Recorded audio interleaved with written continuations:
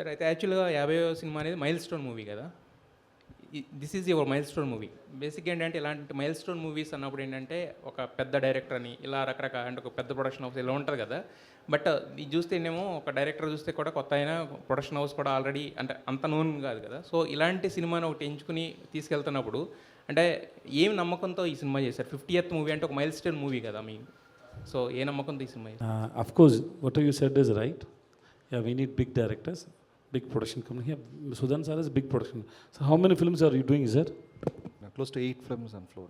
His production is doing under 8 films. One is Mohanlal sir also doing 2 films. Mohanlal sir is doing 2 films. Jayam Ravi sir is doing 2 films. Shivakarthan is doing 1 film. Tapsi Pannu is doing 1 film. There are a lot of... So, and he is also a very big producer, sir. Nithilan, from June 14th onwards, he is a big director, sir. So once you watch the film, you know.